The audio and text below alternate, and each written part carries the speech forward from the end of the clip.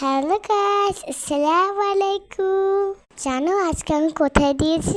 আজকে আমি শপিং করতে দিয়েছি।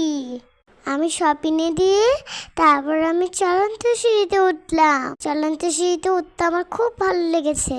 ওখানে কত জামা কাপড়, ছোট বাচ্চাদের জামা কাপড়।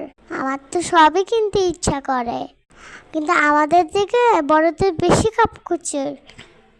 আমার তো কিছুই পছন্দ হচ্ছে না। আমাদের খালি বড়দের জামা কাপড় পছন্দ হচ্ছে, কিন্তু আমার তো শরীরে লাগে না। কি করব?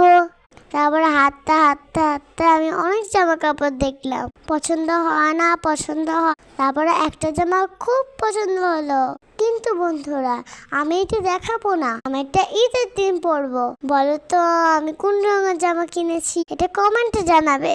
তারপর হাঁটতে হাঁটতে আমি একটি পুতুল বান্ধবী পেলাম। পুতুল বান্ধবীর সাথে দুষ্টুমি করলাম।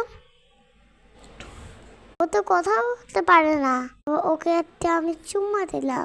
আমার জামা কেনার পরেও আমার অনেক কিছু বাকি আছে, এটা পরের ব্লগে দেখাবো। আমার ভিডিওটি ভালো লাগলে লাইক কমেন্ট শেয়ার করে দিন। আল্লাহ হাফেজ, থ্যাংকস ফর ওয়াচিং।